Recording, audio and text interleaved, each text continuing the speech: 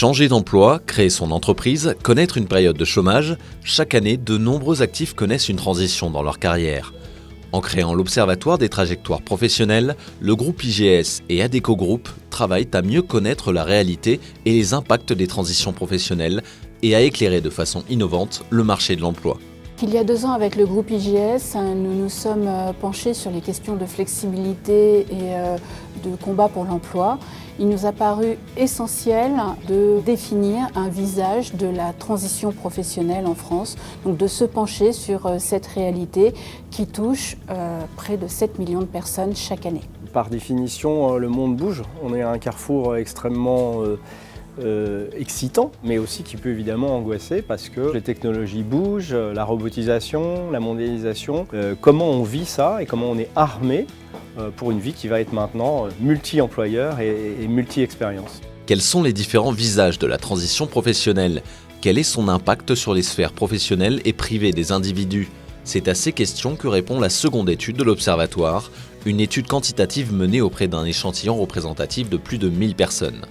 Les grands enseignements de cette année portent d'abord sur la confirmation des tendances lourdes. On a un actif occupé sur 4 est concerné par ces sujets-là. La nouveauté cette année porte sur la satisfaction de vie professionnelle, les critères qui font qu'un individu se sente satisfait de son parcours professionnel ou pas. Il n'y a pas d'effet de génération, c'est ce qu'on voit bien.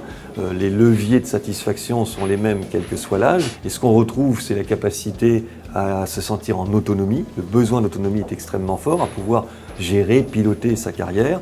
Le sentiment aussi extrêmement important de pouvoir continuer à apprendre. Et puis le besoin de sécurité, c'est-à-dire le besoin d'employabilité, le sentiment qu'on est employable.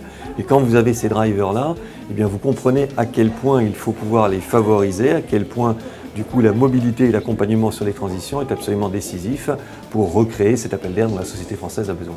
Dans cette étape de vie, il apparaît donc fondamental d'aider les personnes et leurs projets en leur proposant différents dispositifs d'accompagnement. Notre rôle, c'est d'accompagner les gens pour qu'ils se sentent supportés, parce que c'est pas évident. Les emplois et les opportunités existent partout, mais les formes d'emploi vont en train de bouger. Il y aura de moins en moins de CDI, il y aura de plus en plus de nouvelles formes d'emploi. À ce carrefour-là, nous essayons d'aider les entreprises et surtout d'aider nos intérimaires et nos candidats qui vont faire un morceau de route avec nous. L'étude montre qu'en fait, parmi l'ensemble des transitions, ceux qui passent par la formation et qui retrouvent un emploi, c'est ceux qui vivent en fait la transition la plus vertueuse. Il y a un vrai travail, j'allais dire, de conseil auprès des personnes pour les orienter au mieux vers des formations qui leur correspondent. Et donc c'est le rôle des gens, notamment à l'IGS, avant d'embarquer les gens dans des formations. Si un projet existe, est constitué et est accompagné, le regard qu'on portera sur sa transition sera positif, même si elle est subie.